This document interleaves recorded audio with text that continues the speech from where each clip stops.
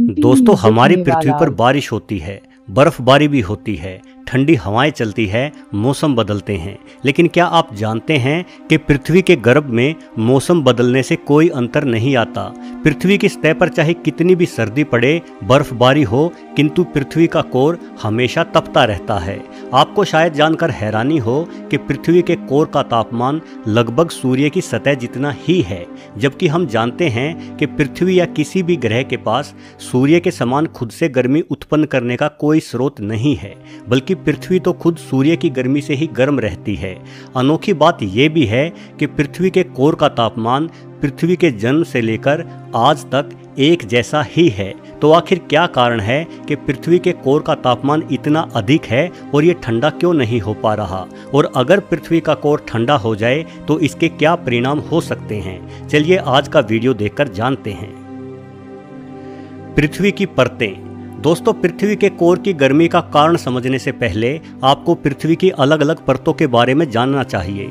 आज हम तकनीकी ज्ञान में इतना आगे बढ़ चुके हैं कि हमारे द्वारा बनाए गए सैटेलाइट हमारे सौरमंडल की सीमा को पार कर रहे हैं। हम इंसानों द्वारा बनाई गई दूरबीनें ब्लैक होल तक की तस्वीरें ले रही हैं।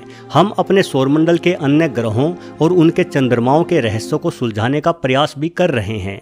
किंतु ब्रह्मांड के रहस्य सिर्फ पृथ्वी से बाहर ही नहीं, बल्कि पृथ्वी के अंदर भी छुपे बैठे हैं। अतः हमारे भूगर्भ वैज्ञानिक ज्वालामुखी विस्फोटों और भूकंपीय तरंगों आदि का विश्लेषण करके अपने ग्रह की आंतरिक संरचना को बेहतर ढंग से समझने की कोशिश करते रहते हैं। भूगर्भ वैज्ञानिकों ने जाना कि हमारी पृथ्वी दिखने में भले ही किसी गेंद के समान गोल हो, लेकिन इसकी संरचना गेंद से बिल्कुल अलग है। वास्तव में पृथ्वी कई तरह की परतों से बनी हुई है। पृथ्वी का निर्माण लगभग 450 करोड़ साल पहले सौरमंडल के जन्म के साथ ही हुआ था। प्रारंभ में पृथ्वी सिर्फ गैसों का गोला था, लेकिन जैसे जैसे इन गैसों ने एक दूसरे के साथ प्रतिक्रिया की और विभिन्न प्रकार के घनत्वों की सामग्री एक दूसरे से अलग होने लगी, तो एक ठोस पृथ्वी का निर्माण शुरू हो पाया। जिस तरह से एक प्याज की संरचना का निर्माण परत दर परत होता है, वैसे ही हमारी पृथ्वी भी चट्टानों और खनिजों की कई अलग अलग परतों से बनी हुई है। पृथ्वी की सबसे बाहरी परत को क्रस्ट कहा जाता है। यह वही परत है जहां हम रहते हैं, मकान बनाते हैं और पेड़ लगाते हैं। यदि हम इस परत की तुलना अन्य परतों से करते हैं तो यह परत बहुत ही पतली है। यह परत औसतन 32 किलोमीटर ही चौड़ी है। ऊंचे स्थानों पर जहां इसकी चौड़ाई 90 से 100 किलोमीटर तक है, वहीं महासागरों का क्रस्ट मात्र 5 से 8 किलोमीटर तक ही चौड़ा है। पृथ्वी की यह सबसे ऊपरी परत पृथ्वी के कुल द्रव्यमान का सिर्फ 1% हिस्सा ही है। क्रस्ट का निर्माण मुख्यतः चट्टानों और ठोस खनिजों से मिलकर हुआ है। क्रस्ट के ठीक नीचे मौजूद पृथ्वी की परत को मेंटल के रूप में जाना जाता है। ये परत करीब 2900 किलोमीटर चौड़ी है, यानी क्रस्ट की तुलना में मेंटल करीब 90 गुना अधिक मोटी है। मेंटल का ऊपरी हिस्सा कठोर और भुरभुरा होता है, लेकिन निचला मेंटल आधा पिघला हुआ और बहती हुई अवस्था में है। क्रस्ट के साथ मेंटल की ऊपरी परत को लिथोस्फीयर के रूप में जाना जाता है, जबकि आधी पिघली हुई परत को एस्थेनोस्फीयर कहा जाता है। मेंटल परत के ठीक नीचे ही कोर या क्रोड होता है। कोर को भी 2 भागों में बांटा गया है, बाहरी कोर और आंतरिक कोर। बाहरी कोर मुख्य रूप से लोहे और निकल से बना हुआ है। अधिक तापमान होने के कारण ये पूरी तरह से तरल रूप में है। यहाँ तापमान 4000 से 5000 डिग्री फ़ारेनहाइट तक है।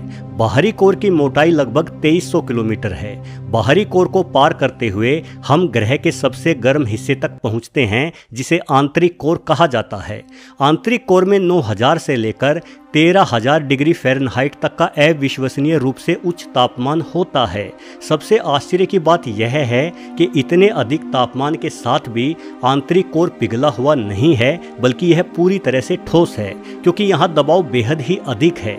वहीं आंतरिक कोर की मोटाई लगभग 1200 किलोमीटर के आसपास है। पृथ्वी का कोर इतना गर्म क्यों है? दोस्तों, हम मनुष्य पृथ्वी की ऊपरी परत यानी क्रस्ट पर रहते हैं। हमारे लिए तो यह कल्पना करना भी मुश्किल है कि पृथ्वी के कोर का तापमान सूरज की सतह के तापमान जितना ही है।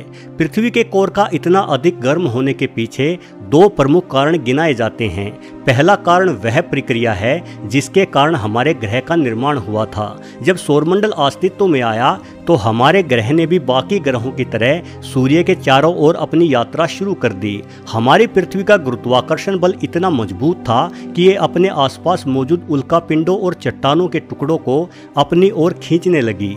ये चट्टान और उल्कापिंड पृथ्वी में समाते रहे, जिससे पृथ्वी का आकार बढ़ने लगा। और जब ये चट्टानें या उल्का पृथ्वी की सतह से टकराते तो पृथ्वी की सतह को तेज दबाव के साथ संकुचित करते। साथ ही इस टकराहट से बड़े पैमाने पर ऊष्मा भी पैदा होती। जब पृथ्वी के निर्माण की प्रक्रिया समाप्त हो गई तो यहाँ पाए जाने वाली धातुएं, चट्टानें या अन्य तत्व अपने अपने घनत्व के अनुसार अलग अलग परतों में बंटना शुरू हो गए।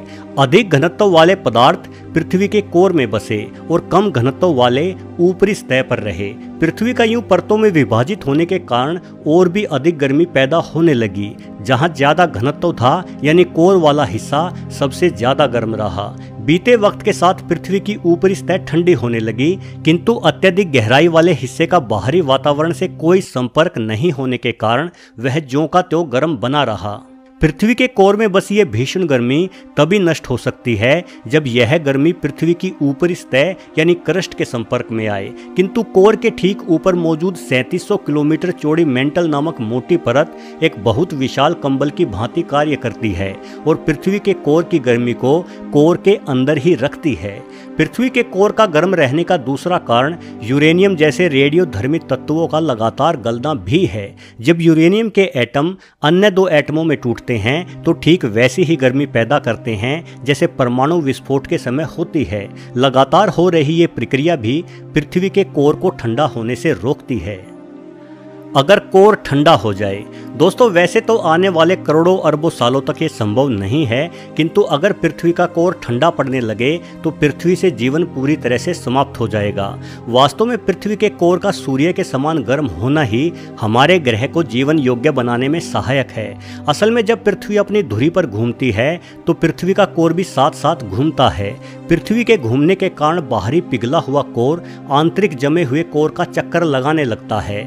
ये प्रक्रिया एक डायनामो की भांति व्यवहार करती है और बहती हुई विद्युत धाराएं उत्पन्न होने लगती है, जिससे पृथ्वी का चुंबकीय क्षेत्र बनता है और यही चुंबकीय क्षेत्र हमें सूरज से आने वाले घातक किरणें और सोलर तूफानों से बचाता है, जिस वजह से पृथ्वी पर रहने योग्य वातावरण बना हुआ है। अगर पृथ्वी के पास ये गर्म कोर न होता तो हमारा ग्रह जीवन योग्य नहीं बन पाता। कोर से निकली विद्युत धाराएं ही मेंटल की परतों में गति पैदा करती हैं, जिस वजह से मेंटल की परतें स्थानांतरित होती रहती हैं। इसी कारण पृथ्वी पर महाद्वीपों का निर्माण हुआ और यह प्रक्रिया आज भी नए द्वीपों का निर्माण कर रही है। वैसे पृथ्वी का कोर बेहद ही धीमी गति से ठंडा भी हो रहा है। अभी हाल ही में वैज्ञानिकों ने रिसर्च में पाया है कि हर 1 अरब साल के बाद पृथ्वी के कोर के तापमान में 100 डिग्री सेल्सियस की गिरावट आ रही है। यानी अभी पृथ्वी का कोर आने वाले अरबों सालों तक यूं ही धधकता रहेगा और पृथ्वी को जीवन योग्य बनाए रखेगा। वैसे अभी पृथ्वी का कोर इतना ज्यादा गर्म है कि हम मनुष्यों के द्वारा बनाया गया कोई भी यंत्र वहां तक नहीं पहुंच सकता, ना ही हम इतनी गहराई तक खुदाई कर पाने में सक्षम है। वर्ष 1989 में रूस ने पृथ्वी की परतों के बारे में अधिक जानकारी जुटाने के लिए एक बोरवेल रूपी खड्डा खोदना शुरू किया था, किंतु सिर्फ 1.25 किलोमीटर खड्डा खोदने पर ही तापमान इतना अधिक हो गया कि इंसानों द्वारा बनाई गई धातुओं की मशीनें तक पिघलने लगी। यानी हमारा तकनीकी ज्ञान अभी पृथ्वी की सबसे ऊपरी परत क्रस्ट को भेदने लायक भी नहीं है, इसलिए कोर के बारे में हमें अल्पज्ञानी कहना गलत नहीं होगा।